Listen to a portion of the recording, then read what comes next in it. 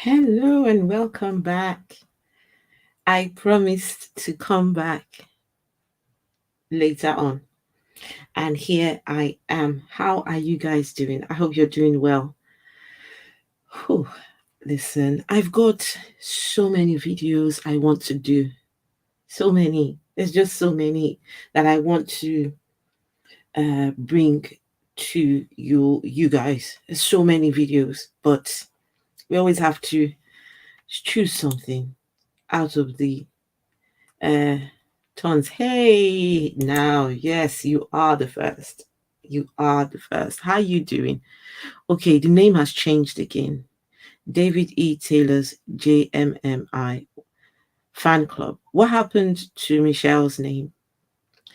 Michelle's name was there early on today, but that name's gone missing. You're awesome. Oh, thank you. How is Coco? Am I correct? It's Coco, right? Am I right? Coco? Is Coco the name of your dog? Am I right in saying that? If I remember correctly. Gorgeous dog. I wanted to reach into the video and just come and steal that dog from you. Oh,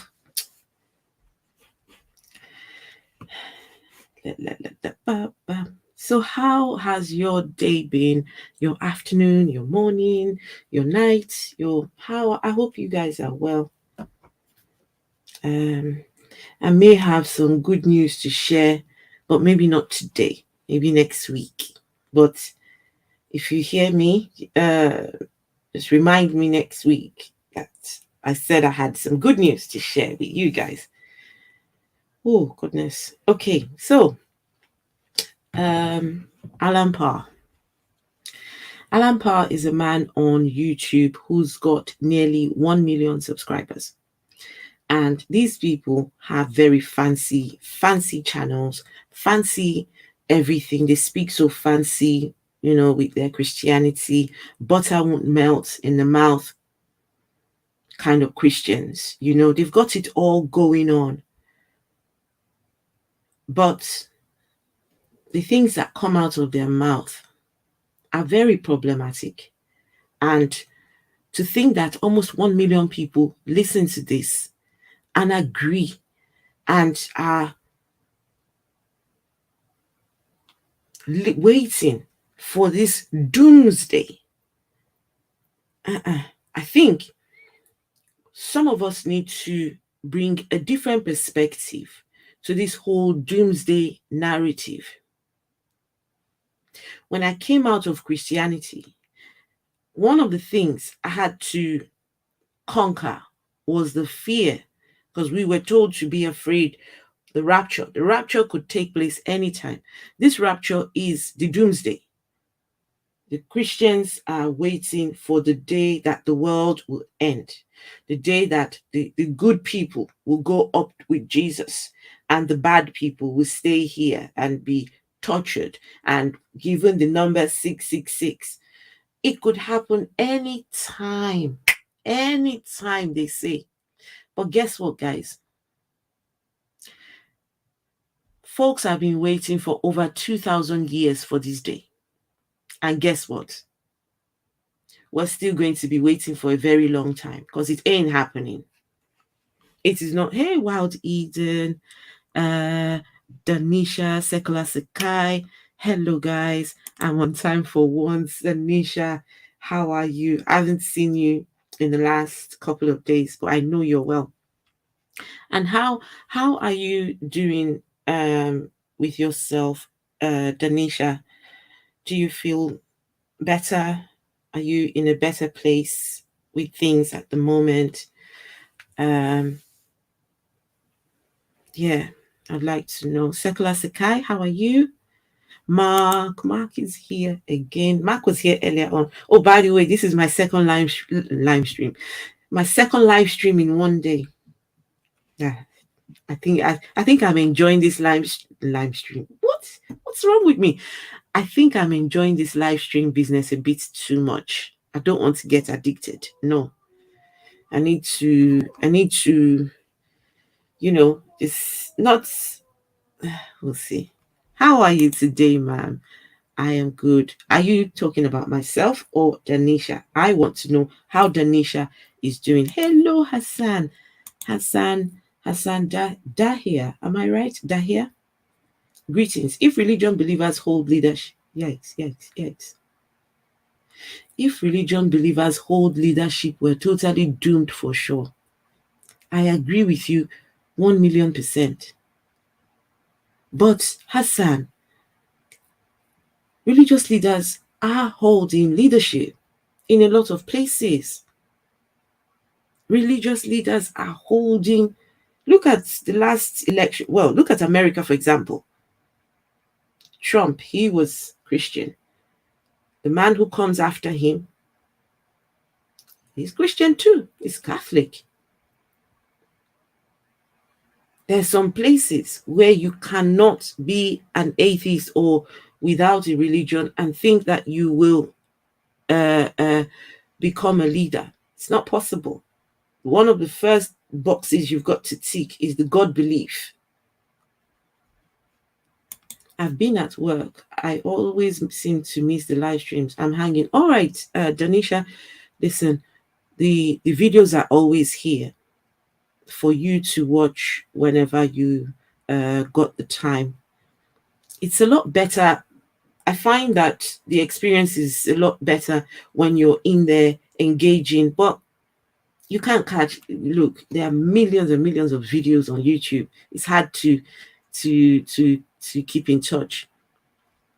Wild Eden says, please get addicted. No, I've got a life. I've got a life. It's just that this weekend I'm child free. My son's gone off to his dad's, and my 19-year-old, he doesn't need me.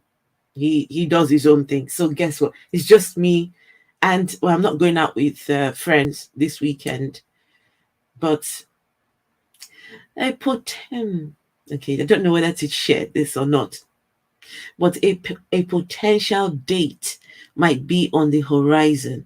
Potential date might be on the horizon. So if you see me bending down and texting, well, we'll see where that one goes. I'm not very yikes. I don't know. We're lucky to still be alive. Indeed, we are. I will be live on Zoom this evening, 7:30 Central. What time? Link is in my community. Okay. Do you think you can put the link here or community channel? So it's on your community tab. Okay. Right.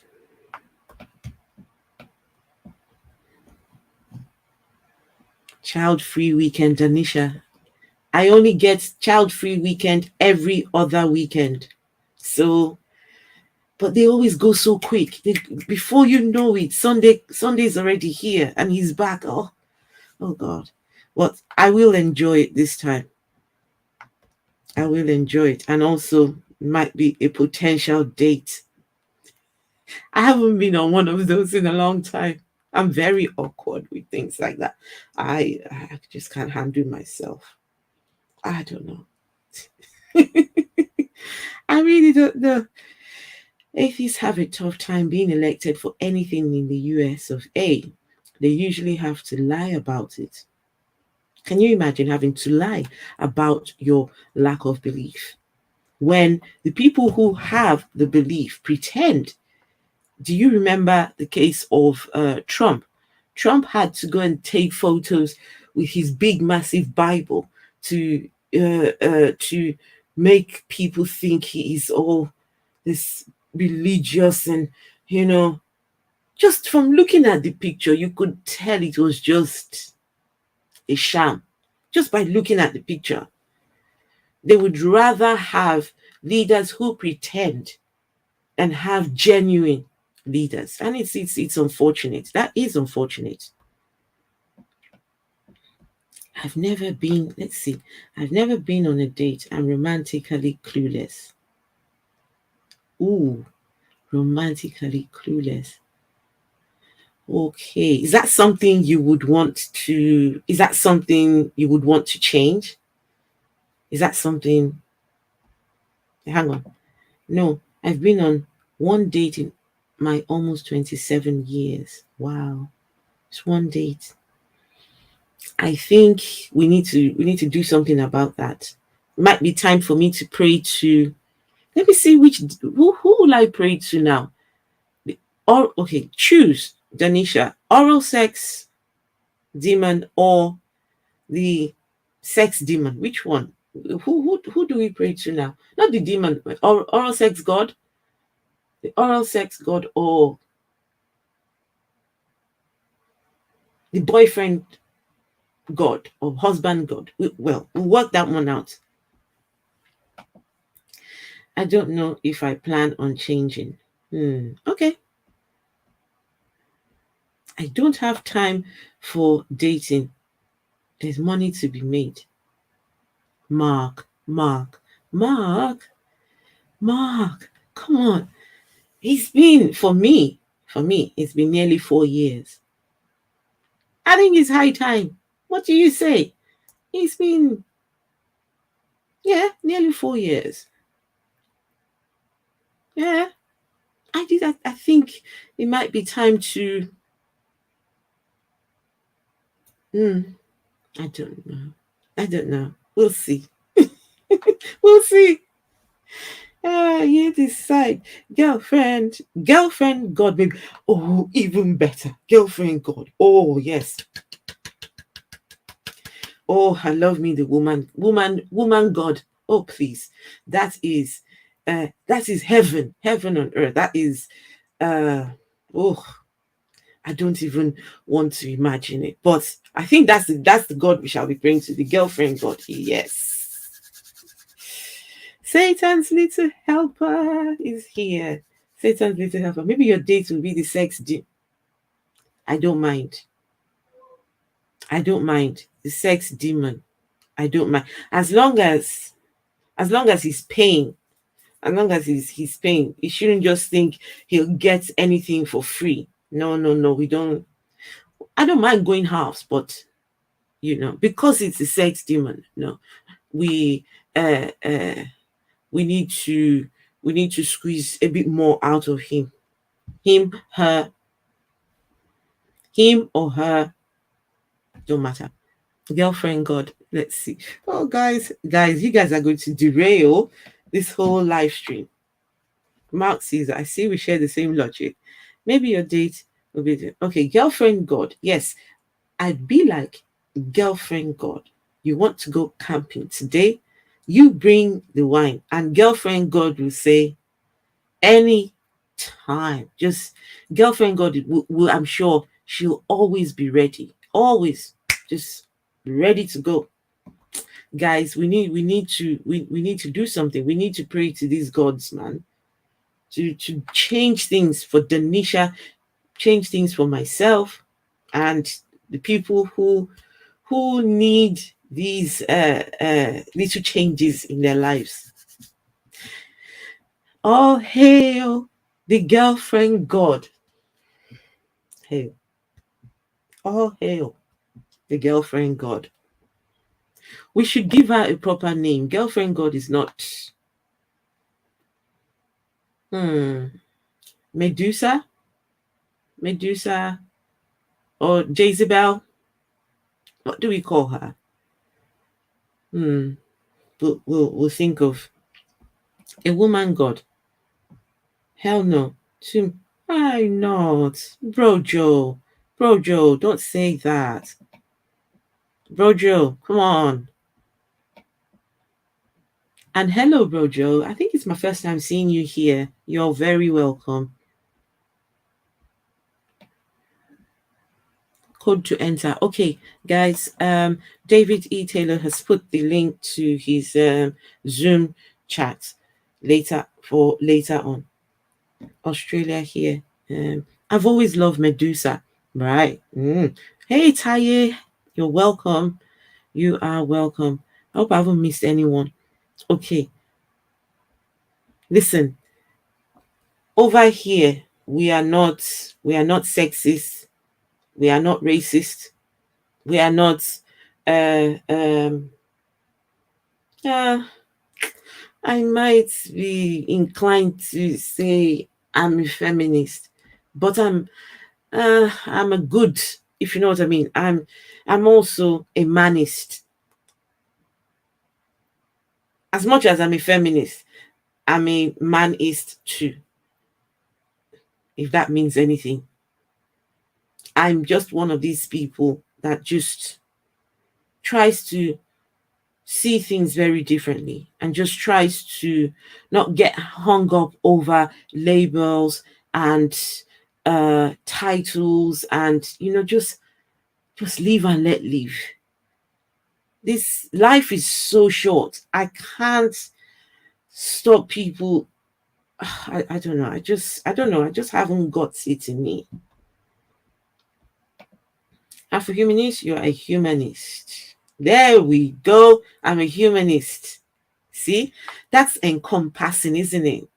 But womanist, manist, humanist. I love that. Afro-humanist, you are a feminist in that you are striving for equality. That is the goal. Equality. Absolutely. I've been in a position where I was not allowed to, um because I'm a woman. I could not, um I had to be under the authority of a man, and that was because of the religion, the Christian religion at the time. So I know what it is to not have equality, and it's not a good feeling. It is not a good feeling at all. um any religion or any ideology that says women should be under their men on, it just, it's horrendous, and we shouldn't support that kind of ideology. Anyway, guys, let's get started. So I'm just making sure I haven't missed. Inquisitor Bacon, how are you doing? And how is your wife doing? I hope she's well. Yes, life is too short to pigeonhole people. Yes. Why? But why? Why do we need to? I don't know. I just try to see things from a different lens. I don't get hung up over too many things at all. It takes a lot to get me angry. It takes a lot to get me angry. But when I get angry, nah. Okay, so this gentleman has the signs to prove that we are in the end times. Guys, we are in the end times right now. This is about to end. Doomsday is about to happen. The rapture, do do do do do do do, is going to sound, and oh, God help you that you are not a Christ follower. So let's do this.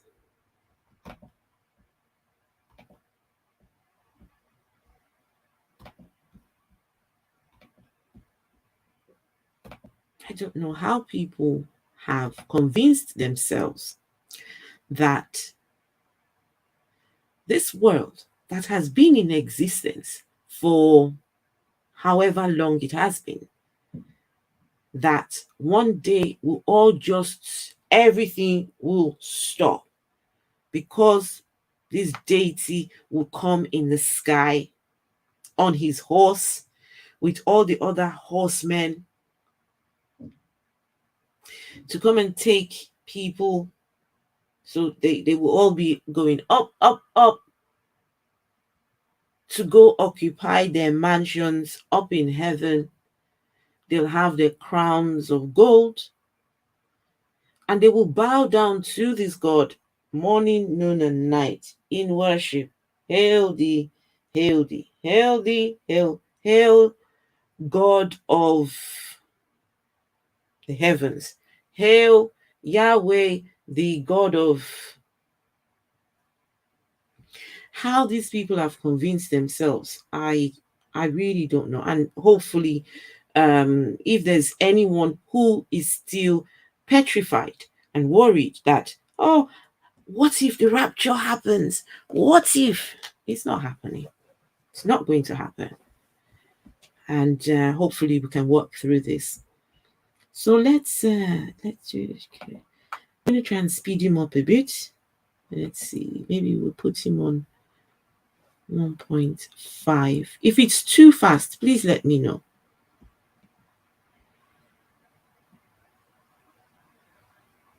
So he has nearly 1 million. Well, he's 700 and something thousand, I think. So yeah, let's hear the claims that we are in the end times. A lot of people are actually scared by this, that Jesus is going to return. Hang on. What exactly did he do the first time that would warrant a second coming? His first coming was a failure. His first coming was a failure. Nothing changed. What exactly changed when Jesus came? That's, if you, just for the benefit of this live stream, let's assume Jesus came. What exactly changed? What exactly improved? What was different after he came? He left more mess than was there before he came. It was a failure. For his own reputation, he shouldn't bother coming back. He should stay wherever he is. Just, oh. Okay. Is he coming back? Is he coming back to flip a few more? No, Mark, no. He's coming back to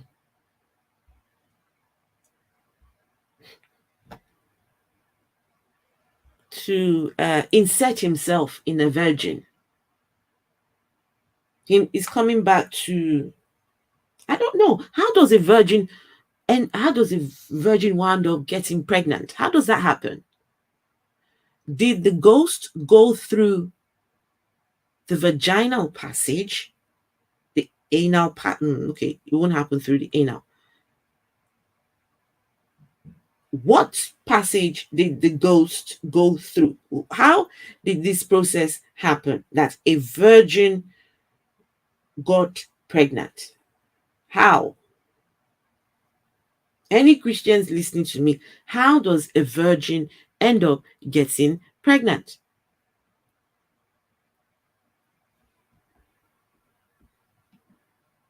I always say that Satan is Satan has always been the good guy.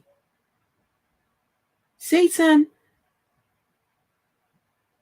deserves a hug at this point. And I'm so glad we've got Satan's little helper in the chat. So maybe Satan's little helper can give a message to Satan and say to Satan, we feel you. You've been treated so unfairly by Yahweh.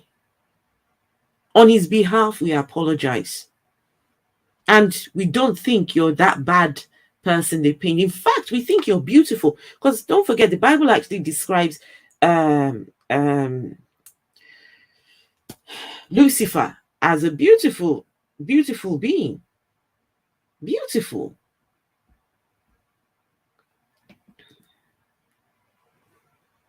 Danisha. Wait, Danisha. The ghost came through Mary's mouth orally. So the ghost, okay. The ghost came through Mary's mouth. But Danisha, if the ghost comes through Mary's mouth, that only leads to the digestive system. So Mary would have had to shit it out. It would not go into the womb. So orally will not work. The only way is through the vagina, unfortunately. That's the only way. So I want to know, did the ghost go through the vagina? Good question to ask. Sorry, guys, I'm a bit. Some of you might not want to hear. It might be a bit too much for you guys, but you see, we have been told these stories for so long without thinking about the intricate details of these stories.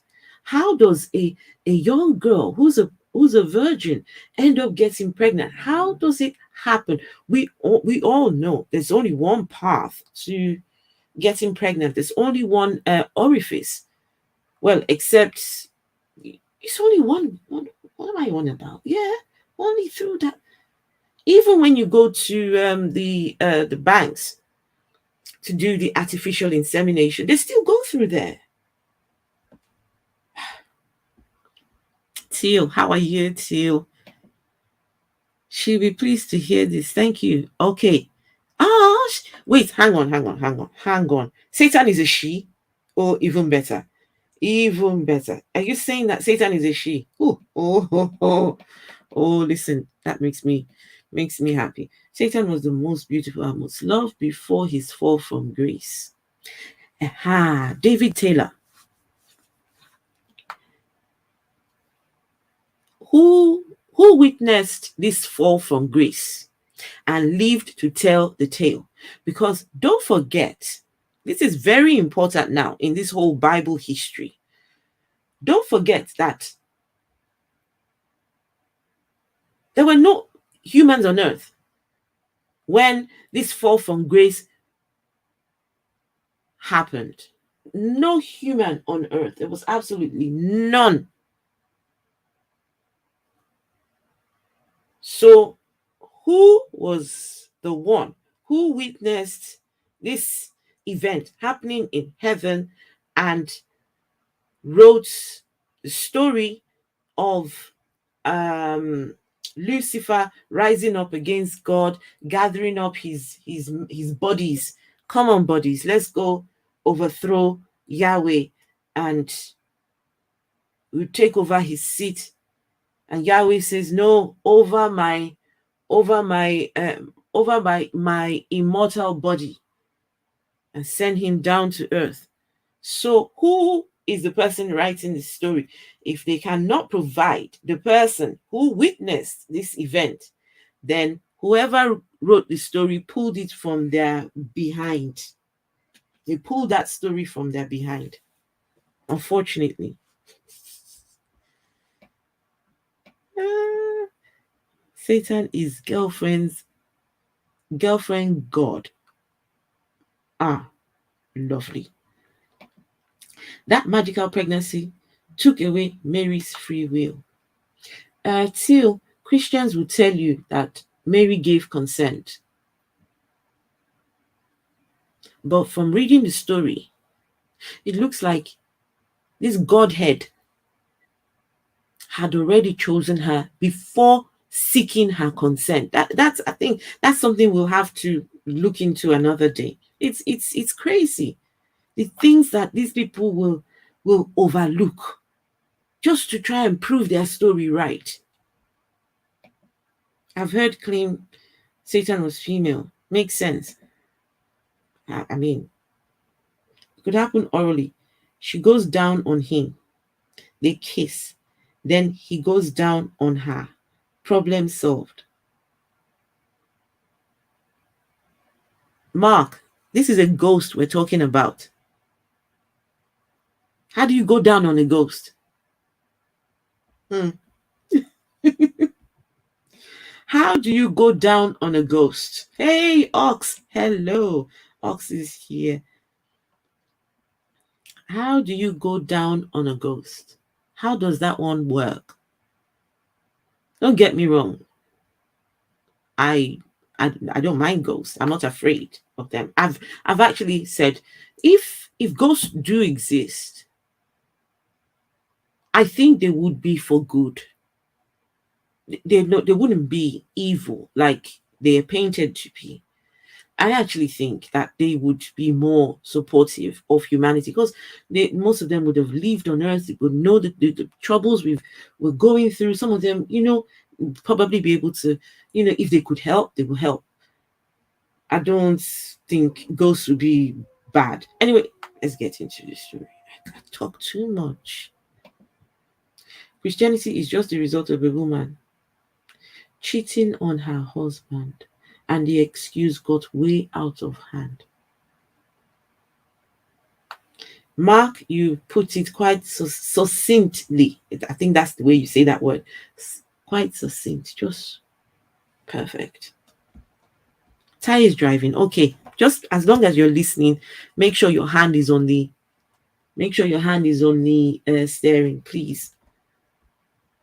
Brojo, I love that name, Brojo. Okay, let's hear the signs we are in the end times. These people. I'm already frustrated before we even start.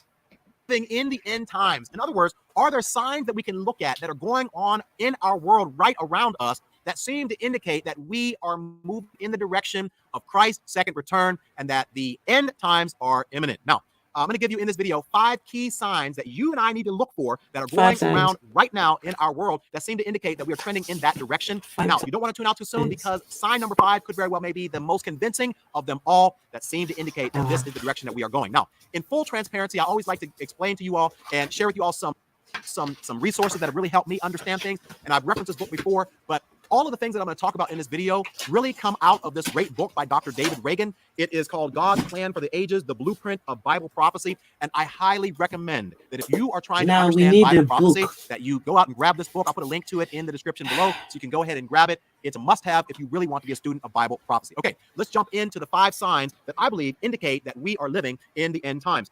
The book of Hebrews, first and foremost, says this: "And let us not neglect our meeting together as some do, but encourage one another, especially now that the day of his return is drawing near." Now, if a couple thousand years ago the day of Jesus' return was drawing near, then how much nearer is it now? But the idea here is that this implies that we should be able to discern that Christ's return is drawing near, because it says that in that passage. So let me look at some signs here. Sign number 1 is what Dr. Reagan refers to as nature signs. And these are just signs that if you look at nature, it seems to indicate that we're living in the end times. Now, in Matthew chapter 24, it says this: "Later, Jesus sat on the Mount of Olives. His disciples came to him privately and said, 'Tell us, when will all this happen? What sign will signal your return and the end of the world?'" Now, Jesus goes on and answers this question throughout the remainder of Matthew chapter 24. But I want to look at a parallel passage where essentially he's answering the same question in the book of Luke. And it says here, "There will be great earthquakes and there will be famine." Okay, guys. One thing I need you to understand is Christianity is a doomsday religion. I don't want to call it a doomsday cult because, of course, they will come and say, "Oh, my Christianity is not a cult." Okay, it's a doomsday religion. They believe that a day is coming where everything will end. The good people will be separated from the bad people. I've been threatened by this because I don't believe anymore. I've been threatened by it. So, in order to carry on this belief, they have to look for passages in their book to make themselves feel good that what they believe is actually true. People have died waiting for this day to arrive. These people have signs inside the book. Someone said that the Ukraine and the war going on right now is in the book. There's evidence in that book. So now these people, the signs, they're going to be great earthquakes and there'll be famines and plagues in the land and there'll be terrifying things and miraculous signs from them. Well, you know something? For me, if a prophecy is going to be accurate, I want time. I want date, minute, hour, specific. Don't give me this crap about earthquakes. Earthquakes are going to happen. Where? When? They just make this just very wild claims, very vague.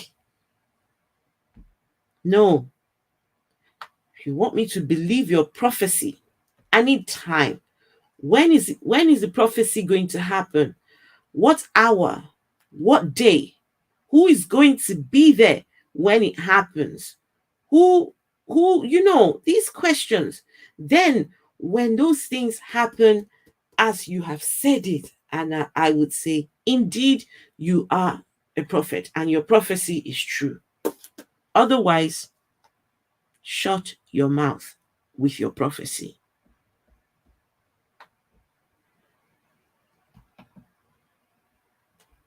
Okay, guys, sorry, I wasn't looking in the Fekinel. Hello, Fekinel.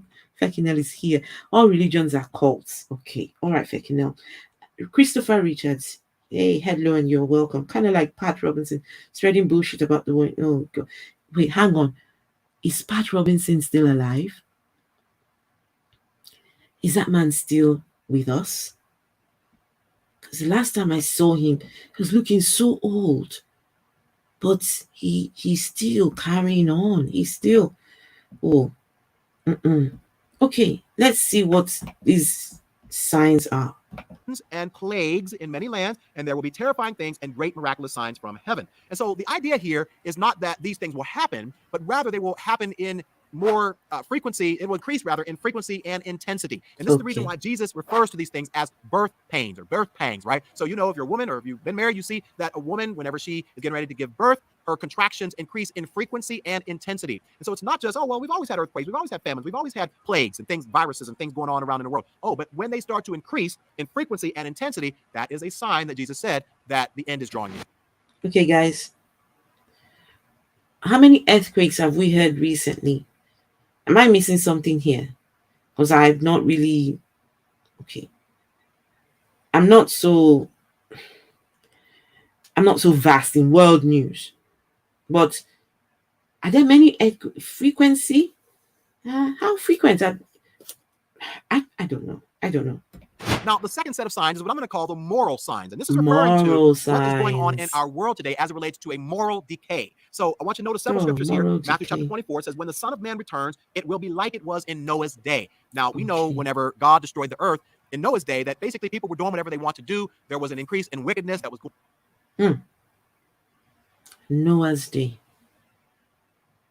Believe it or not, but the story of Noah was one of the stories that I read in the Bible, and I said, whoever this God is, I want nothing to do with this God.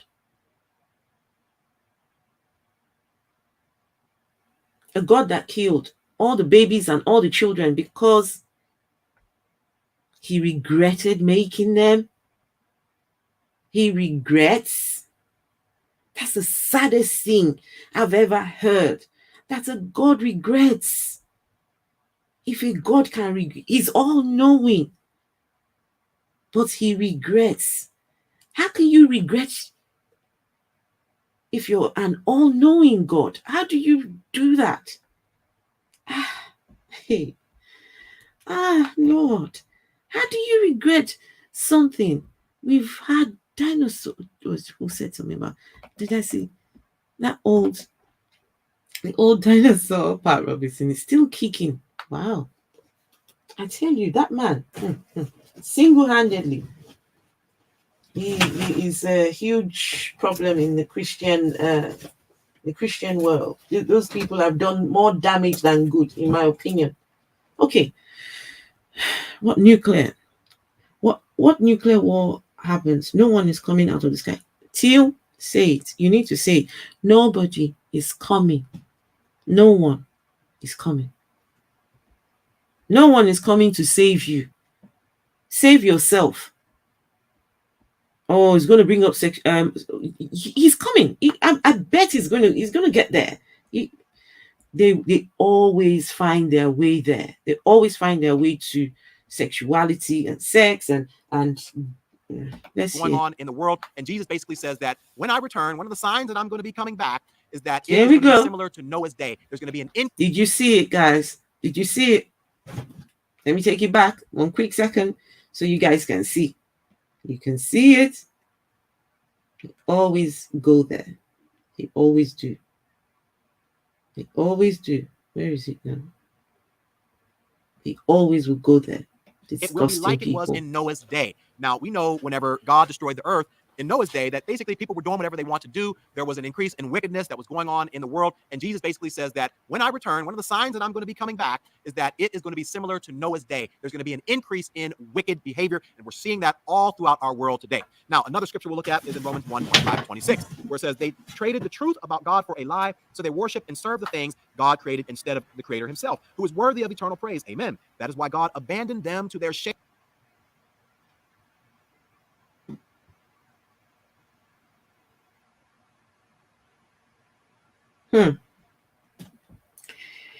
Oh, everything always leads to sex and this God. People have abandoned their love for God. You see, God wants your constant admiration. He wants you to constantly worship him and constantly be at his feet. He's a very jealous God, and he makes no excuses for this.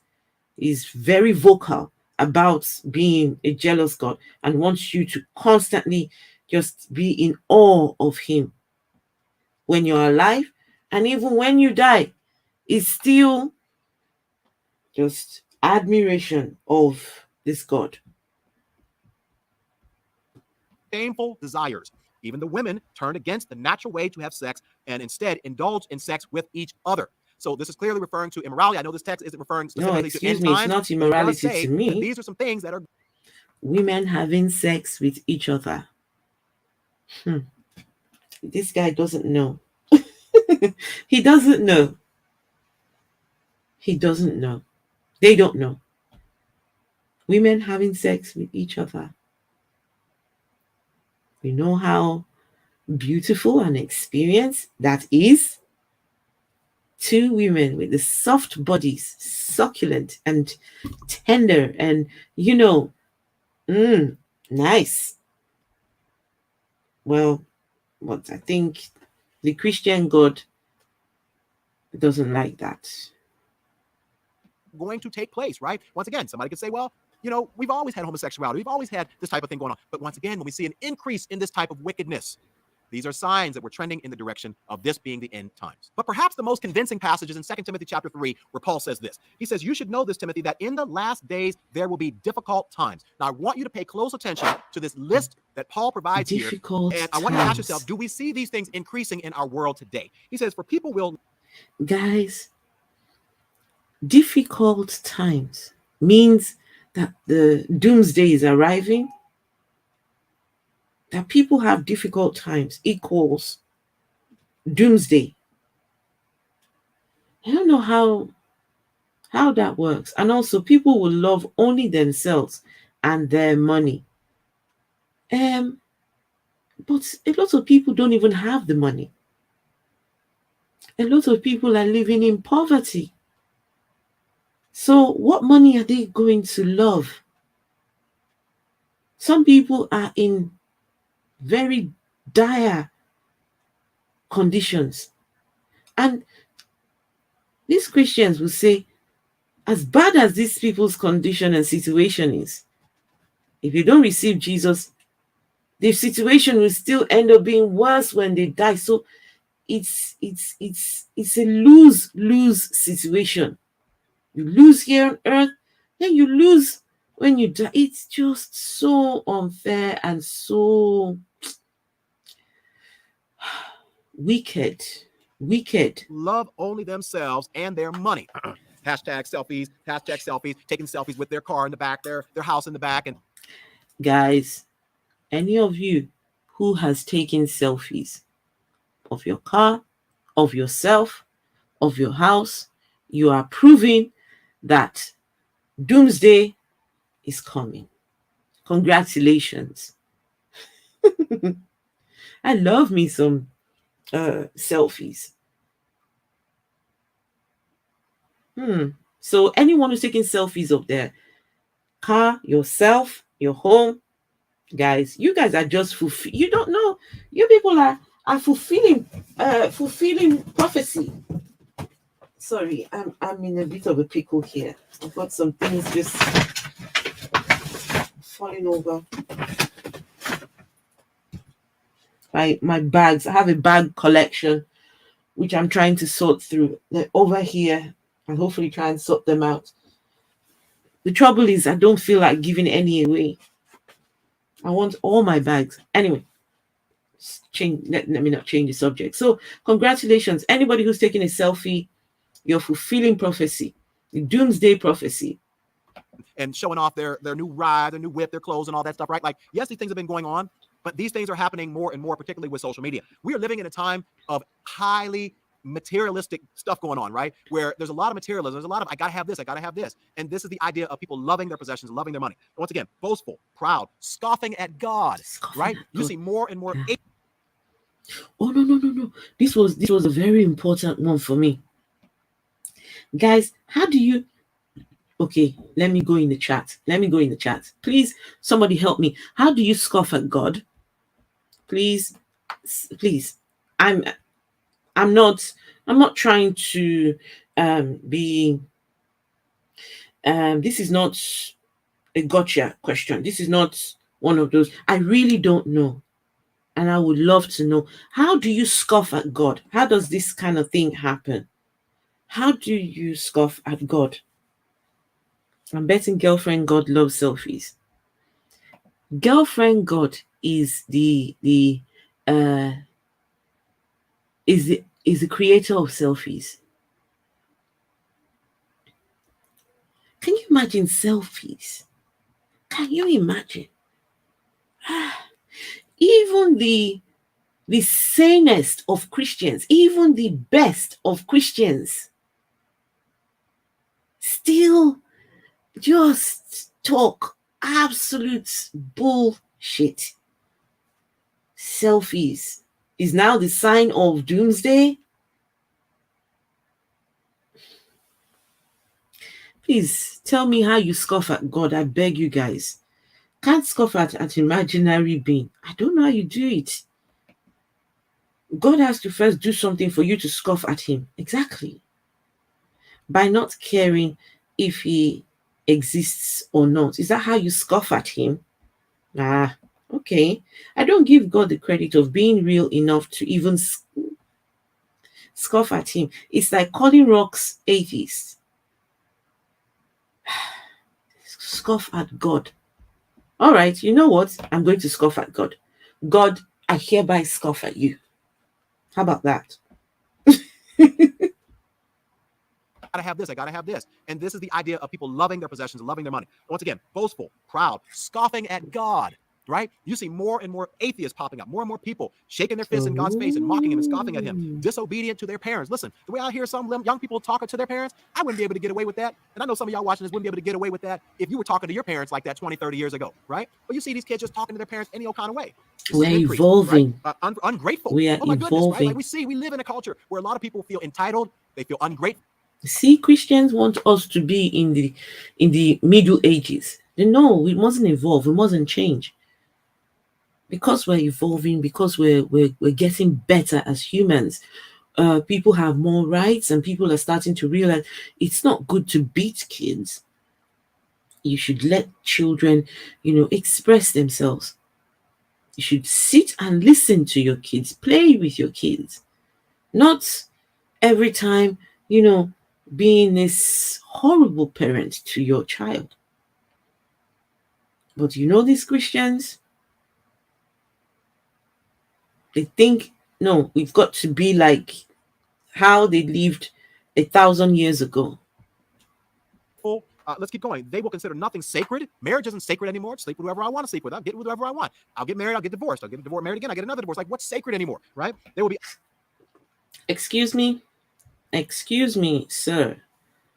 That picture you just showed, from what I know, Jada and what's his name, Will, are in a consensual, open relationship. What's wrong with that?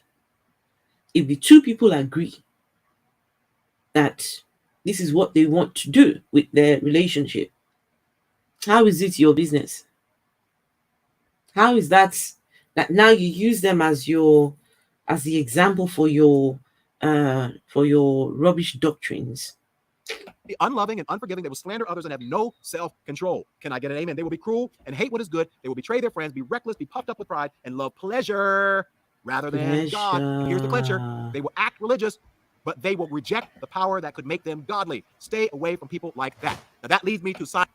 So, guys, the scripture says they will love pleasure more than God.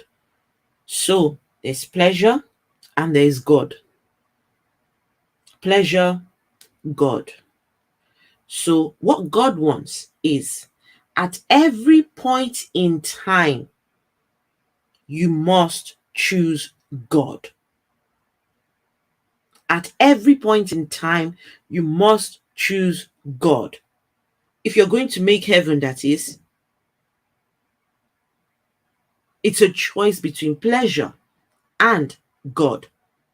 You've got to give up any form of pleasure. You see, God does not like humans to have pleasure at all.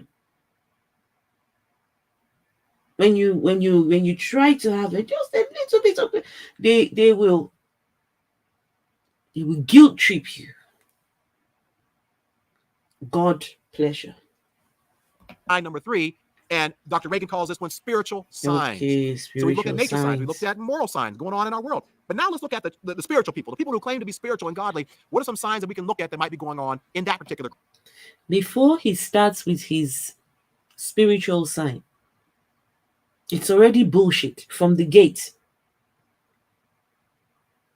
Because nobody can prove anything in the spirit. Nobody. We're still trying to find the oral sex demon.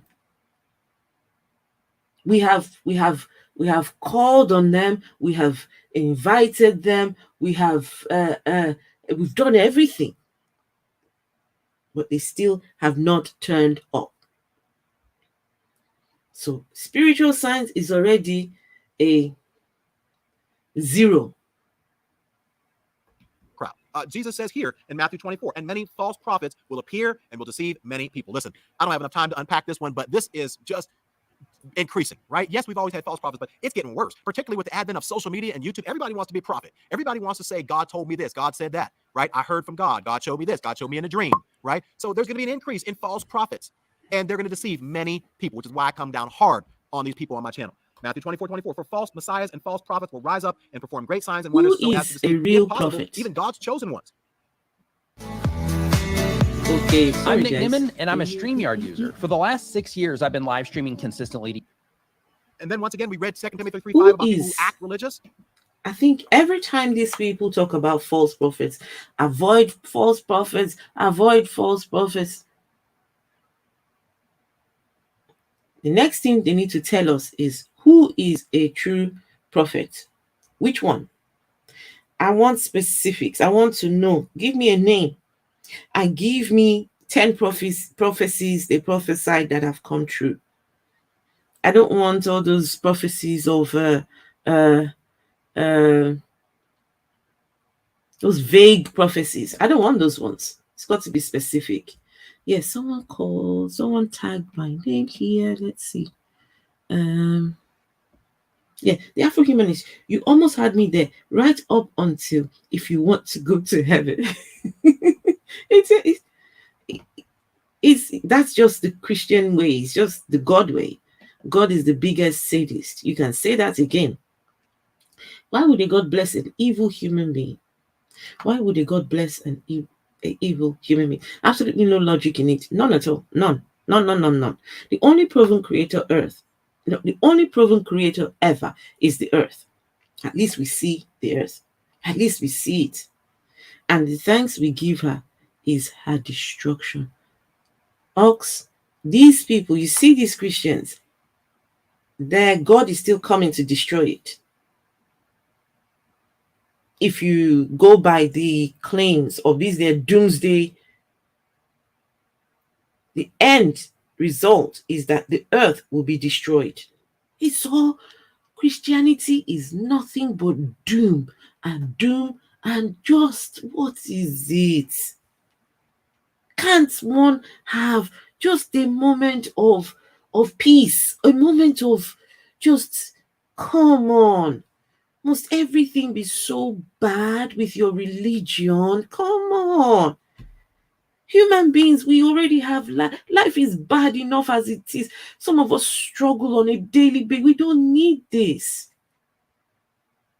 Your God threatens us with hell. He threatens us with violence, threatens us with illness, threatens us with everything. And when we die, you still the threats and threats. It doesn't end.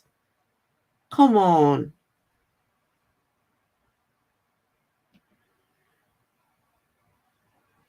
And he came to save you from what he's going to do to you. Can you imagine? Someone tells you, I love you. I've come to save you. But if you don't receive my love, I'm going to destroy you. I dare you. Do it. Do it. If God be my force, he is a prophet. Because can you see everything was coming out of his mouth? He's saying, this is going to happen, this is going to happen, this is going to... And you see, they're not going to happen.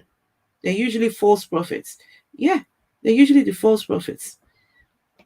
Wild Eden says, oh, by the way, I want one of those the Ukraine flags. I keep meaning to change it on my avatar, but I never get around to do it. I should do that.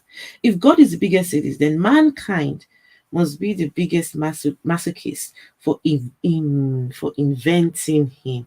Wild Eden, well said, well said, well said. Hassan says, I get annoyed by them sometimes, mostly, I think. Right. Okay. True donation. All right. I see you guys are having a conversation there. Right. Let's get into the rest of this video. It's crazy. These people and their God. They go to church and things like that, but they reject the power that could make them godly. And then 1 Timothy 4:1. Now the Holy Spirit tells us clearly that in these last times, some will turn away from the true faith. They will follow deceptive spirits and teachings that come from demons. So we see this going on as well. People turning away from the faith. People deconstructing. That's the new word now. I'm deconstructing my faith, right? People are turning. Mr. Alan Parr. Deconstructing is good. This deconstructing of your faith simply means stripping everything back, looking at everything, and trying to make sense of it. All the brainwashing, all the indoctrination, and say, okay, I've got to look at the claims of this religion critically and make informed choices. Christianity is all about making choices, uninformed choices. Give your life to Christ. He's coming. He's coming. A day of doom is coming. He's coming. Just give your life to him. But deconstructing means just stop. Enough with the bullshit. Let us look at this thing all over again and see whether it makes sense. Do we have enough evidence to carry on believing in the things we were taught in church? A lot of people deconstruct and still remain Christians, but at least they did some work. A lot of these Christians are just like sheep. They just go along because they're told to. Turning away from the faith. Now, also, 2 Timothy chapter 4. This is a clincher. For a time will come when people will no longer listen to sound and wholesome teaching. I could go on and on about this because there used to be a time when the Bible was used in church, but now, sadly enough, the Bible is not used in a lot of churches because why? The pastors know that people don't want to hear about it anyway, right? And so as a result, people are turning away from sound, biblical, wholesome teaching, and instead they're following their own desires and will look for teachers who will tell them whatever their itching ears want to hear. They have a desire. They want to be rich. They want to be healthy. They want to be wealthy. They want to have prosperity. They want to get a job. They want to get married. They want to blah, blah, blah, blah, right? And so what do? They find a teacher who's going to tell them the very things that they want to hear, that their ears are itching to hear. And we see this going on. I think he's so going much, too fast. What do you think, guys? And the health and wealth, prosperity movement, the word of faith. Do faith. You think this is a bit too fast? Now there's some positive signs as well. It sounds like it's going. Let me slow him down just a tad bit. Oh, what have I done? That's not what I wanted to do. Let me slow him down just a tad bit. Let's see. Okay, there we go. And once again, one of them is that there's going to be an increase in understanding of biblical prophecy. Dr. Reagan points that out in his book, Daniel 12:4. But you, Daniel, keep this prophecy a secret, seal up the book until the time of the end. Why? When many will rush here and there and knowledge will increase. There's so many people now that are interested in Bible prophecy and signs. People like obsessed with end time events, which is why I keep doing these videos to hope. You see, this guy just contradicted himself. The last statement he said was people don't read from the Bible anymore. They don't open the Bible. They don't listen to wholesome doctrines. Then the next thing out of his mouth is that people are seeking knowledge. And we have right in front of us someone opening the Bible looking for knowledge in the book. You can't make this thing up, man. You can't just it's all just. How can you on the one hand say they're going to be going away from the book, then the next sign is that they're looking for knowledge, and you have look at it, you have a photo or video of someone looking in the book for this same knowledge. Can this man hear himself? Can he hear himself speak, or is it me? Calm down. Just calm down. Whew. Gosh. Please teach you a little bit more with each video, because people are obsessed with knowing the future and knowing Bible prophecy. And this, Daniel says, or God says to Daniel, this is going to be a sign of the times to come. Now, sign number 4, remember we got 5, so stay here with me. But David Reagan calls these technology signs. And so when we start seeing how technology is evolving in our culture, this is a sign. Now, let me give you an example. In the book of Revelation, God ordains 2. God and Christianity hate technology. I don't know why.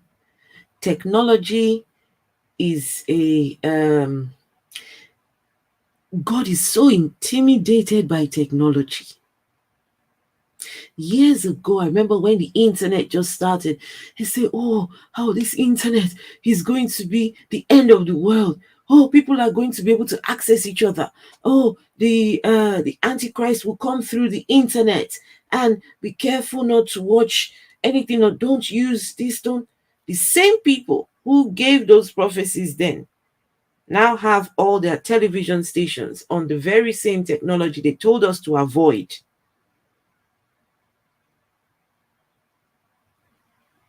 They don't want you to have any form of pleasure, because don't forget, it is pleasure and God. It's a choice of God. And where do you find most of our pleasure nowadays? By the programs we watch, technology, with Netflix. You have to use your phone, your iPad, your computer.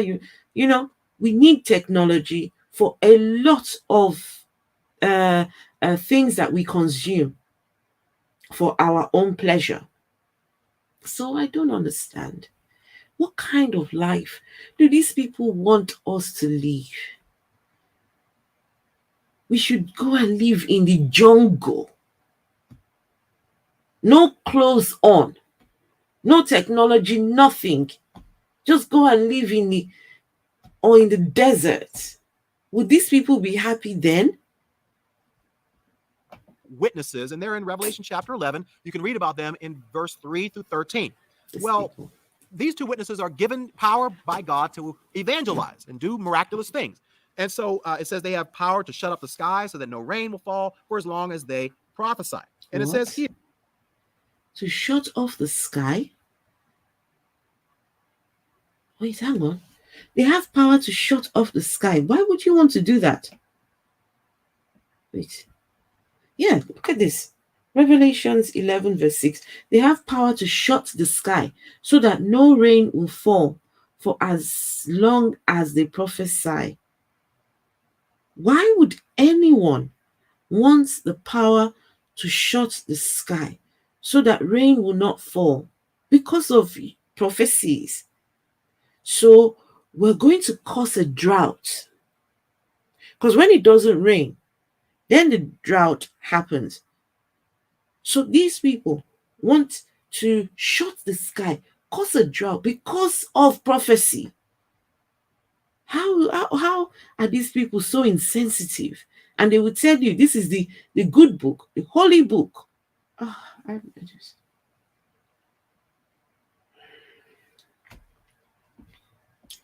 I'm losing the will to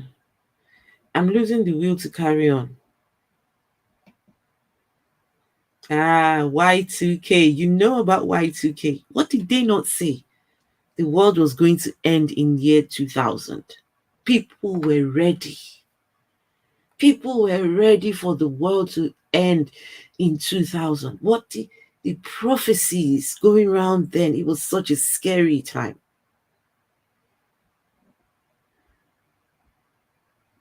Hey, Dean Kruger. Hello, Dean. Shut the sky. How? Like a weather manipulator, a Dyson sphere.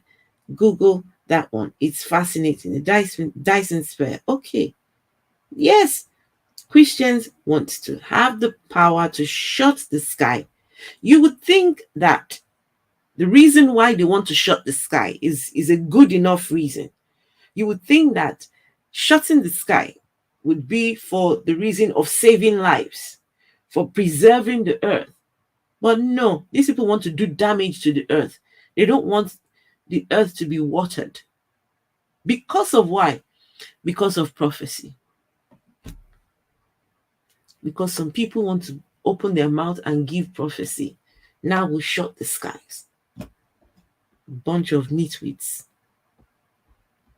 So that no rain will fall for as long as they prophesy. And it says here that they will be killed. It says the beast that comes up out of the bottomless pit will declare war against these two witnesses and will conquer them and kill them. Of course. And their bodies will lie in the main street of Jerusalem.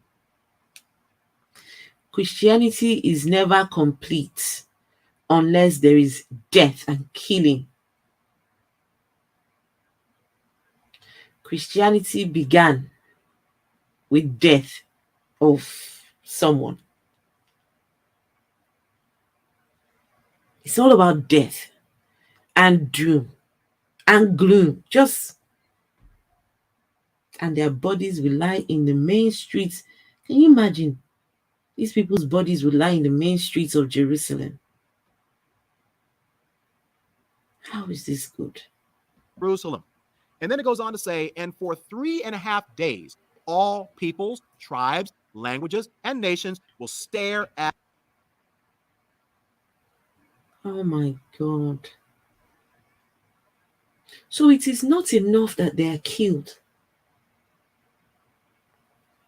It is not enough that their bodies are left out on the streets of Jerusalem. So for 3.5 days, all people, tribes and languages and nations will stand there and stare at the bodies. No one will be allowed to bury them. Oh my God. Christianity is an evil religion, and I make no excuses for this. Look at the text. You don't have to lie against their religion. You really don't. It's all there. It's a death cult. Hey, BK Standard, BK Standard 88. Come on, look at now. What beasts? I don't know what beasts these are. Till, Danisha, I was 4, almost 5 when the Y2K thing. Oh, you were very young, when. Very young. Can you imagine, guys? I mean, just check this out. Huh? These Christians or these people will stare at dead bodies. I don't know. I'd rather be an atheist, guys. At their bodies. I'd rather be an atheist. No one will be allowed to bury them. Now, you tell me. Sorry. Try Les Mills Plus. I free don't for 30 have days. this ad thing. Oh, we'll be all right. We'll get there in the end. How in the world this prophecy could have been fulfilled 200 years ago, 300 years ago, where everybody in the world from all tribes, peoples, languages, and nations would be able to stare at two dead bodies in the street. The only way that is possible is because technology has evolved. And now that we have the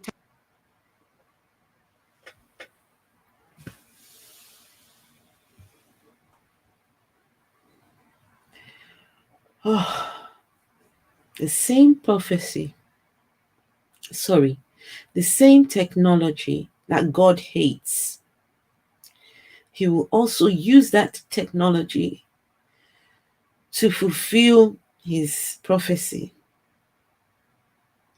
These people will be able to stare at dead bodies through their phones. Guys, are you not appalled by this? Can you imagine that this decent, he looks decent enough, Alan Parr, looks like a decent person. But when he opens his mouth to speak, his religion turns him into a vile human. That you would be able to see dead bodies with your phones. No. I will never be a Christian. TV, It can never we have happen. social media, we have all these things. It is now possible for this type of prophecy to be fulfilled. Now, continuing on with this idea of technology, what about the mark of the beast? Would it be possible for people to receive the mark of the beast 200, 300 years ago? Maybe not so much, right? But now, notice it says he required everyone, small and great, rich and poor, free and slave, to be given a mark on the right hand or on the forehead. And no one could buy or sell anything without that mark. And so the question is, how could people throughout the world receive the mark of the beast without lasers, without computers, being able to track, who has whatever mark and who doesn't have the mark? Like, technology has evolved. Now, here's another thing that would not be possible unless technology has evolved, and that happens in Revelation chapter 13. Let's read it. And with all the miracles he was allowed to perform on behalf of the first beast, he deceived all the people who belong to this world. He ordered the people to make a great statue of the first beast, who was fatally wounded and then came back to life. He was then permitted to give life to this statue so that it could speak. Then the statue of the beast commanded that anyone refusing Sorry, to worship guys, it let me take must that back. die. Sorry, I got let me see what that was just now. Who was Okay. fatally wounded and then came back. Okay, let me read this. And with all the miracles he was allowed to perform on behalf of the first beast, he deceived all the people who belonged to this world. He ordered the people to make a great statue of the first beast, who was fatally wounded and then came back to life. So this beast will come back.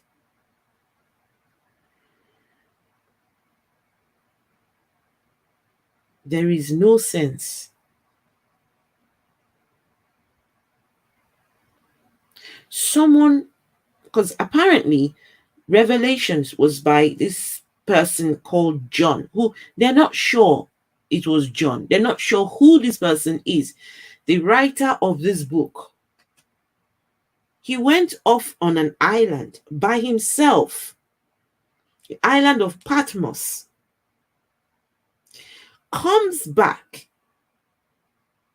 with a prophecy full of beasts and death and nonsensical things. And some people sat there, listened to the man, and said, oh, yeah, canon, yeah, we need to canonize that. Come on, yes, this is what? Nobody tried to fact check this individual that came from this island. No. Come on. Revelation is one book that, you know what? I think we should do a series on the book of Revelation. Honestly, we should do a series on the book of. We need to break that book down. How people have been convinced that this whole doomsday, what do you call it now, the eschatology doctrines they get from this book, how they have managed to believe these things from somebody. Number one, they're not sure who the person is.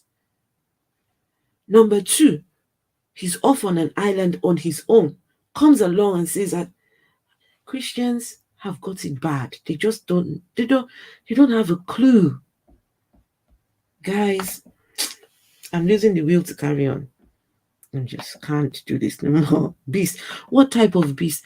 Tell me, someone tell me, please. What kind of beast is this? The irony of him saying technology is the mark. Did he say that? Wait, the irony of him saying technology is the mark of the beast on a computer is not. Wait, did he say that? I missed that. I missed that. I missed it. Wait, this mark is going to be in. You see something, guys?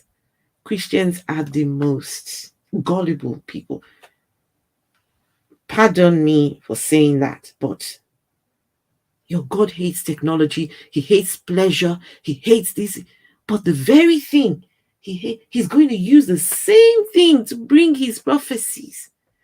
The people like Bill Gates and these people who work so hard to come about with this technology, the people who go in these laboratories, who go into these places to build these technologies, they put in all their hard work, all their effort, only for a God to come and use.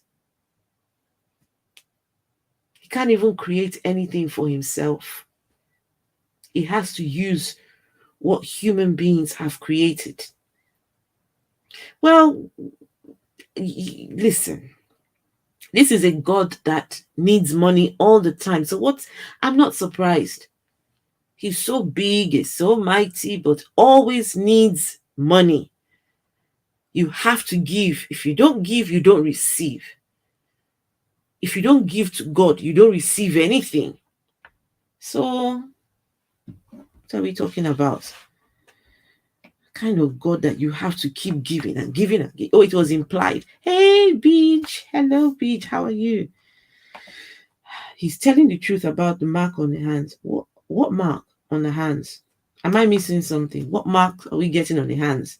Hassan, tell me. Mark on the hands. Is it tattoos or what? I don't have any mark on my hands. Well, I have some mark on my hands, but that's when I was going to put things in the oven and my hand got, too close and burnt myself. Those are the only marks I have on my hand. But what marks are these? Has technology developed? And if there are marks like that they put in the hand and they want volunteers, I will volunteer. If they want lab rats to test this technology, I will volunteer. Yeah, why not? Why doesn't God use the potter to speak to us? It is only O and 0 and 1. Too hard for him. Too hard. Too hard. Okay, the video is nearly done. Can you imagine? These people are just... Back to life. He was then permitted to give life to the statue so that it could speak. Then the statue of the beast commanded that anyone refusing to worship it must die. Now, I don't know about you, but 200 years ago, 300 years ago, it wasn't possible to erect some sort of statue and make it appear as if it was alive and if it was speaking. But now, once again, with the use of technology, holograms, and... Oh, gosh. So now it is possible. Come on, and make Alan, it tell appear us as again. if it was alive and if it was speaking. But now, once again, with the use of technology... Life after death. They must always... music. I don't know why Christianity and music. What is it with Christianity and music? What? Life after death. Inside music's booming new hologram touring industry with specters of Frank Zappa and Roy Orbison attracting respectable audiences on hologram what music final frontier. What has this got to do with the price of milk in the market? What has what has Frank Zappa and Roy Orbison got to do with the God of the Bible's doomsday prophecy? Music. Rolling Stone. They've got to go. They just have to. It's just reaching. Oh, technology, holograms, and things like music. that, it is very possible for this type of prophecy to be fulfilled. Is So it? technology advance and increase is one of the signs that we're trending in the direction of the end times. And the fifth and final sign that I'll give you in Oh, by the way, the person talking. Let me go back just very quickly. Just that tad bit here. Here. Ah, okay. Guys, this gentleman who's talking, look at all the technology he's got right in front of him. He's got the fancy watch. He's got in fact, he's got the same microphone as myself. All technology. But these people will make you think that using technology is a bad thing. I can't work technology it out. advance and increase is one of the signs that we're trending in the direction of the end times. And the fifth and final sign that I'll give you in this video, although Dr. Reagan gives you a few more in his book, I encourage you to check it out, are political signs, right? Now, remember, the next one I'm going to give you is really going to tie it all together, so hang tight because that's the most important thing. Now, political signs. Let's just look at the state of Israel because we know that Israel is a very, very... What is the fascination with these Christians and Israel? What exactly is the what I get it. I really get it. Okay, that's where the whole thing started. I get it. Can we just leave Israel alone? Just let these people. They need to try so hard to. This is reaching Israel. What is? You leave your country. What's going on in your country? You go and mind another country's business. Israel. Let's hear what Israel has to do with this doomsday prophecy in end time events. I want you to notice what God said through the prophet Zechariah as it relates to Israel. It says, this message concerning the fate of Israel came from the Lord. This message is from the Lord, who stretched out the heavens, laid the foundations of the earth, and formed the human spirit. I will make Jerusalem like an intoxicating drink that makes the nearby nations stagger when they send their armies to besiege Jerusalem and Judah. So, look at that statement. This is God speaking. I will make Jerusalem like this God would tell people, don't drink. But then the same God will talk about making Jerusalem like an intoxicating drink that makes the nearby nations to stagger when they send their armies to besiege Jerusalem. And it's always got to be some kind of war, some kind of fighting going on with the Christian God. If there's no death, if there's no war, if there's no calamity with this God, he's not satisfied. Notice that in the end times, Jerusalem and Israel essentially is going to be an enemy of the nations. The nations are going to try to attack Israel. And we see a lot of the stuff going on in our world today. Hey, Iron Chariot here. Hello. I will make Jerusalem an immovable rock, however. All the nations will gather against it to try to move it, but they will only hurt them. Okay. To look for that are going around right now in our world. That seem to sugar. When I always do this every time. I always do it every time.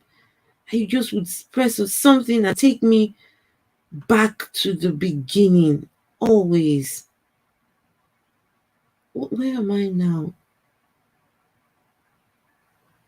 Oh gosh. Where are we now? Oh, we're near the end. Okay, we've been through this bit. Israel. It says, this message concerning the fate of Israel came from the Lord. This message is from the Lord, who stretched out the heavens, laid the foundations of the earth, and formed the human spirit. I will make Jerusalem like an intoxicating drink that makes the nearby nations stagger when they send their armies to besiege Jerusalem and Judah. So notice that in the end times, Jerusalem and Israel essentially is going to be an enemy of the nations. The nations are going to try to attack Israel. And we see a lot of the stuff going on in our world today. It says, on that day, I will make Jerusalem an immovable rock, however. On that day, I will make Jerusalem an immovable rock. All the nations will gather against it to try to move it, but they will only hurt themselves. And this is the problem with the God that these people worship. For some reason, he always has to have his own special people, his own special place, his own set of elect. So in this scripture, it's Jerusalem. So he doesn't care too much about the other nations. They're not his business. It's Jerusalem is his focus. He will fortify Jerusalem, make them an immovable rock. But you see the others, they'll hurt themselves. That's the God these people worship.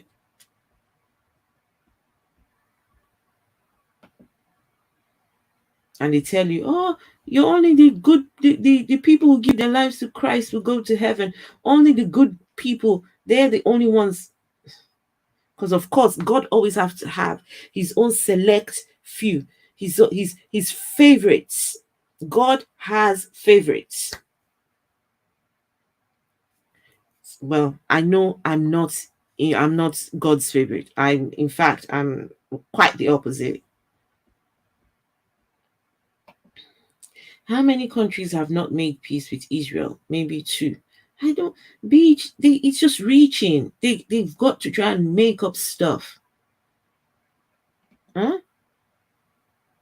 Iron Dome, partially funded by American evangelicals. They're so invested with Israel. I don't know. They're fascinated with Israel just to try and prove their book right. All the nations will gather against it to try to move it, but they will only hurt themselves. So we see that as Israel becomes first and foremost a nation, didn't happen until 1947. That's a whole other thing, right? But now that they are an official nation, we see these other nations that are attacking Jerusalem. Now, another one that I really picked up in this book that I haven't really heard a lot of people talking about as it relates to political is ethnic strife. You may say, well, where do you get that from? Well, I want you to notice here in Matthew 24:7, it says, nation will go to war against nation and kingdom against. It's always about a war. It's always about fighting. How can the evidence for it's the doomsday, so of course everything has to be about doom and gloom.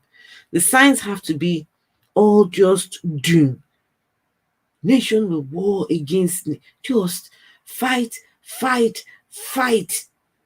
with this Christian God, or rather the Abrahamic God. Fight, just what is it? Why? Kingdom. Now, we read that earlier, but what's interesting is that the Greek word here for nation is actually the word ethnos. Ethnos, from which we get our word ethnic or ethnic groups or ethnic people groups, right? And so the idea here could be that when we see more ethnic groups going against one another, that could also be a sign of the end times. And we see this all throughout the world, but more specifically, we see this in the United States where certain ethnic groups, right, are rising up and attacking other ethnic groups, riots in different cities and things like that going on. Gosh. So these are all signs of the end times. It had to go there. It had to go to I'm sure it's the Black Lives Matter movement he's on about. They just have to, they try so hard to prove their book right. But my friend, the most convincing one of them all, what Dr. Reagan says, is the convergence of all these signs happening at the same time. See, we've always had nature signs. We've always had political signs. We've always had advancements in technology. We've always had these types of things. But when you start to see all these things kind of converging and happening at the same time, that seems to indicate that we are trending in the direction of Christ's second return being near. And I'll finish with the words that the Apostle John said in the book of Revelation. Come quickly, Jesus. Even so, no, Jesus. Please. Jesus, stay where you are. We don't need you. We don't need Jesus. His plan failed the first time. Their plan always fails. God, Jesus, Holy Spirit, their plan always fails. God, let's sow in. How are you? Have you been doing any sowing at all? Bat Ehrman, what did Bat Ehrman say? It says Yahweh is not a Christian God and is not Jesus. Hey, Godless, you are welcome. Religion poisons everything. That's a Christopher Hitchens saying, that is, I think. White supremacists want a white ethno state. Have we ever had peace on earth? Godless sowing. Jesus says, we said he did not come to bring peace, unfortunately. So Jesus, God, Spirit, these people or these entities are not about peace. Peace and them are poles apart. They don't know what peace is. In fact, we humans strive for peace more than the Godhead. It's terrible. And these people go and worship this God. I don't mean to be mean, guys. I don't mean to be rude to Christians. Not at all. This is not about any individual Christian. It's about the doctrines. You heard that man Alan Parr say just now that the book of Revelation was written by the Apostle John. Turns out they don't know who wrote that book. There is no evidence to show to provide. There's most of the books of the Bible. There's no evidence for who wrote these texts. How can you believe something you don't know who wrote? How do you go believe? Just, when you buy a book. Okay, let me see. Let me see if I've got a book here. When you buy a book, the book tells you. Okay, yeah, I've got a book here. Okay, the name of this book is the Bertrand Russell, right? Why I Am Not a Christian. On the back of the book, you will know a little bit about Bertrand. See, says here, dedicated as few men have been, Bertrand Russell has always been concerned with the basic questions to which religion also addresses itself. Questions about man's place in the universe and the nature of the good life, questions that involve life after death, morality. So you have a little something telling you about the author of the book, right? For any book. Now, the Bible has 66 books. Where is this for the 66 people? How do we know about these people? How do we know what exactly these people were? They just wrote a book and somehow they just, okay, yep, we'll have that. Yep, we'll have this. Yep, okay, that fits our narrative. Bring it along. This one don't fit our narrative. Get rid. Come on. Inquisitor Bacon, you're convinced? I am now convinced that what Christians like Parr worship is a God that is a combination of all the chaos god of Warhammer 40k. I don't know what that is, but because I trust you, I'll agree. I don't know what that is. Warhammer 40k. Don't know. I don't know. My hypothesis. This God was the Israelite God of war, one of many different gods. Don't quote me on this. Bertrand Russell is great. Yes. Love my book. I've got quite a few books which I'm just need to find time to get through them. Oh, guys, okay. Quick question in the chat. How many of you are convinced that we are in the end times? In fact, how many of you believe that the doomsday is coming? There's a day that will come where the world will, can you imagine? They say the world is how many billions of years old? Can you imagine just sitting there, sitting outside, having a good time, and then you look up and you see this person on a horse just coming, like, aimlessly on his horse, coming to take his people. It's just ridiculous. It's ridiculous. The things these people have convinced themselves to believe. Why? Ah, yes, Yahweh was one of the gods the Jews adopted after being released from Babylon. Elohim was the main God, Almighty, and then it splintered into different gods. It's crazy. There's no doomsday. It's cynical about the apocalypse. It should be. We all should be. We all should be. Hell no. End times will be caused by humans, not by stupid. The end times are already happening. We're already destroying the planet. They don't care about preserving the planet for future generations, because of course they think that this world is going to end. They even tell Jesus, "Come quick, come quickly." Can you imagine Christians saying, "Come"? Do they know the ramifications of that statement? Do they know? When you're saying, "God, come quick," you're actually,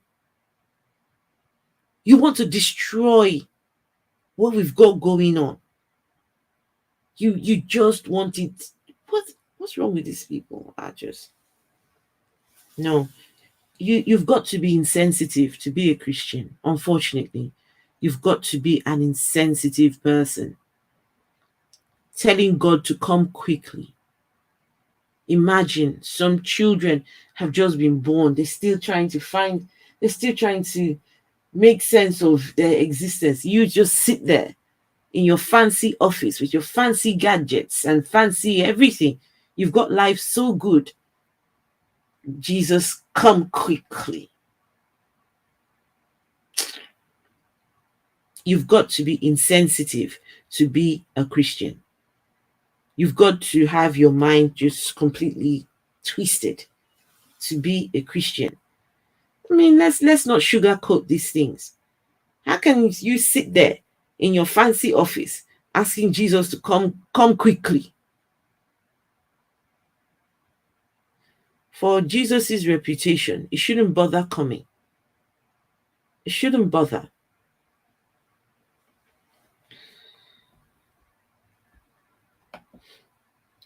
It's the end times forever. I believe it's in 5 million years. And the thing is this. However, all of this comes across, we as humans need to accept our mortality. There is no doomsday coming. There is none coming. But one thing is guaranteed. One thing is guaranteed, and that is we all, our existence will end. We don't know the date, we don't know the time. Some people might happen, quicker than you expect. Just always have that in the back of your mind and live for the now. Enjoy your existence. Because the one thing that is guaranteed, it will come to an end. However, I know a lot of us want to live forever if we have the chance. Some of us want to live very, very long lives. Some of us will get to live long. Some of us wouldn't get the chance to live long. It is what it is. We find ourselves in a not so perfect world. Let's make the best of what we have and not sit here waiting for a savior. No one is coming to save you. You are your only savior. Save yourself. Save your children. Save your family members. And not sit there and be praying for Jesus to come. You want doomsday. You want just come on. That's just insensitive. That's insensitive.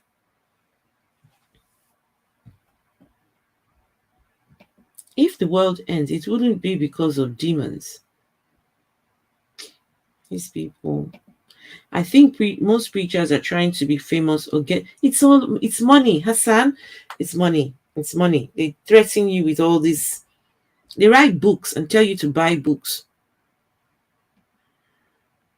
Yes, in religion and end times are always just around the corner, and they are wrong. 100. Do you know how many predictions these people are? They predicting, they predicted, and every single time wrong, wrong, wrong. They will always be wrong, wrong, wrong. Anyway, guys, before I end this live stream, two things I'm going to say here. Number one, I am open to correction on this channel. I'm open to correction. I don't claim to be a well of knowledge. In fact, I have no knowledge. I might be able to speak, but I have none.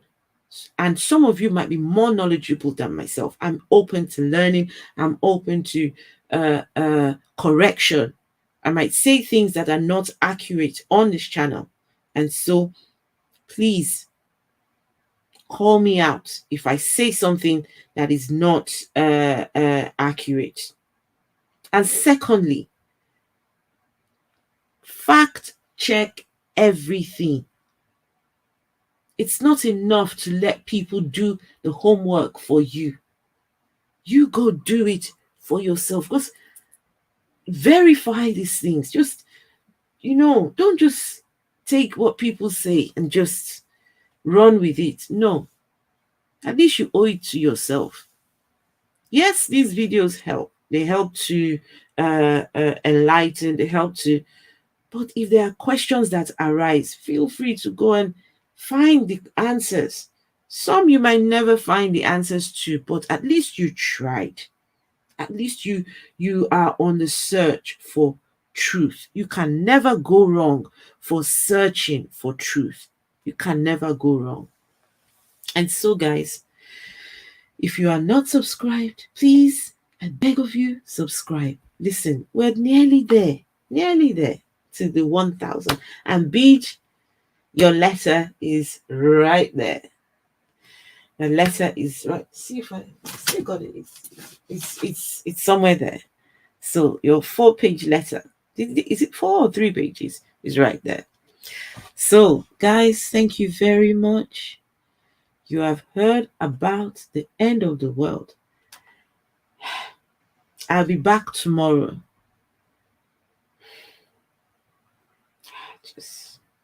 I'm losing brain cells. Subscribe. What's that? Subscribe. Do you know, before I got on YouTube, when I would watch YouTube videos, I wonder, why do these people always say subscribe? Why do these people always have to say that? He says something about, I could not understand. And then I found myself then saying, please subscribe. I'm like, oh, shoot. I've become like those people, begging for subscribe. How times have changed. I'm now a YouTuber. I'm a YouTuber. Guys, thank you. Thank you very much. 51 away. Nearly there. All right, guys. Good night. Enjoy the rest of your afternoon, night, whatever you find in wherever you are. And I shall be back tomorrow. Good night. Fishing for subs. Yes, I'm fishing. I am fishing for subs. All right, Iron Charioteer. Listen, I always, that your name gives me a tongue. It's always a tongue twist for me. Iron Charioteer. All right, guys. Good night, and I shall see you tomorrow. And don't forget, subscribe. Yes, I am fishing. I am fishing for subs. Yes, I said it. I'm fishing for subs. Good night.